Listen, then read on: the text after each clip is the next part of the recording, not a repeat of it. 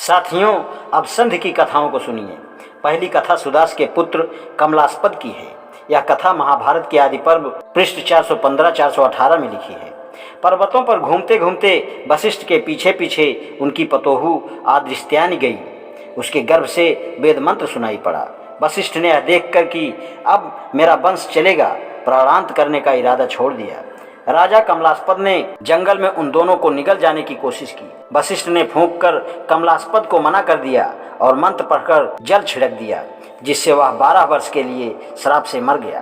तब राजा ने वशिष्ठ की स्तुति की और कहा, मैं सौदास हूँ, मैं आपको प्रसन्न करने के लिए क्या कर सकता हूँ। वशिष्ठ ने कहा, जो कुछ हुआ वह भाग्यवश हुआ। अब तुम जाकर राज्य करो, परंतु ब्राह्मण की निंदा मत करना। राजा ने इसे मान लिया, परंतु एक पुत्र की प्रार्थना की जिसमें कि इक्ष्वाकु का ऋण उतर जावे। तब वे दोनों अयोध्या आए और रानी को वशिष्ठ से 12 वर्ष बाद एक पुत्र हुआ। दूसरी कथा महाभारत के अनुशासन पर्व में लिखी है। पृष्ठ 374। इक्ष्वाकु के वंश में उत्पन्न प्रतापी राजा सौदास ने अपने पुरोहित वशिष्ठ के पास जाकर कहा, हे पूज्य व निष्पाप ऋषि, क्या करने से अज्ञेय पुण्य प्राप्त होता है। वशिष्ठ ने गाय की बड़ी बड़ाई की और उसके अपूर्व गुण का वर्णन किया।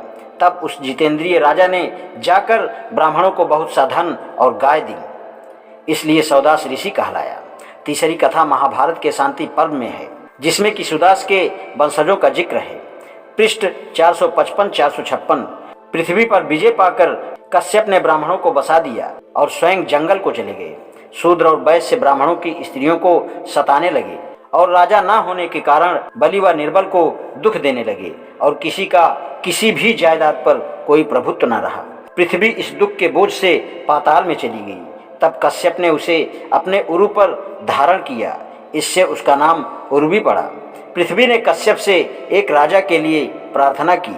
कश्यप ने जवाब दिया कि हयहयों के वंश में हमने बहुत से क्षत्रियों को बचा लिया है, वे तुम्हारे रक्षक होंगे। विदुरथ का पुत्र ऋष्वत पर्वत पर है।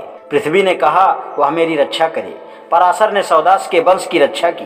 पृथ्वी ने और भी क्षत्रियों का वर्णन करके कहा कि ये क्षत्रिय भिन्न भिन्न स्थानों पर रक्षित हैं और वे देवकार और सोनार का काम करते हैं। यदि वे मेरी रक्षा करें तो मैं अपने स्थान पर रह सकूंगी। तब कश्यप ने इन क्षत्रियों को बुलाकर राजगद्दी पर बैठा दिया। जो इस प्रकार के प्रमाण मिलते हैं, क्या कोई इनको सही मान सकता है। इन कथाओं में क्षत्रियों को नीचा दिखलाया गया है। भारतों की शत्रुता वशिष्ठ से थी। यह कहा जाता है कि उनके राज्य में अकाल पड़ा और उनका पुरोहिताई के लिए फिर वशिष्ठ से पाला पड़ा। भृगु और क्षत्रियों के किस्से में दिखाया गया है कि ब्राह्मण गर्भ से नहीं लड़े। है क्षत्रियों और सौदास के किस्से में दिखाया गया है कि क्षत्रियों ने अपने स्त्रियों को ब्राह्मणों को देकर संधि खरीदी। ये किस्से ब्राह्मणों की बड़ाई और क्षत्रियों को नीचा दिखाने के लिए बनाए गए हैं। इन गंदी कथाओं को ब्राह्मण का पक्षपाती ही मान सकता है। ब्राह्मण और शूद्रों में संधि नहीं हुई। यह बात ब्राह्मणों द्वारा शूद्रों के लिए बनाए कानून से सिद्ध होती है। ब्राह्मणों ने शूद्रों से और उनके वंश से बदला लिया। इस स्थान पर कुछ चांडालों और निषादों के बारे में कहना उचित मालूम होता है। चांडाल और निषाद अंतर जातीय विवाह से पैदा हुए। निषाद अनुलोम हैं और चांडाल प्रतिलोम। अनुलोम 6 प्रकार के हैं, जैसा कि नीचे दिखाया जाता है। अनुलोम उपनयन के अधिकारी हैं। पिता माता अनुलोम वंश का नाम। ब्राह्मण क्षत्रिय मूर्धवासिकता। अनुलोम उपनयन के अधिकारी, परंतु निषाद को यह अधिकार प्राप्त नहीं है। ऐसा क्यों? यही समझ में आता है कि यह बदला लेने की भावना से किया गया है। प्रतिलोम नीच कहलाते हैं। निम्नलिखित प्रतिलोम गौतम धर्मसूत्र 21 क्वार्टर बाई काणे पाठ 2229 पिता माता प्रतिलोम के नाम है। शूद्र ब्राह्मण चांडाल सब प्रतिलोमों के अधिकार एक से नहीं है। आज इतना ही, शेष कल। धन्यवाद।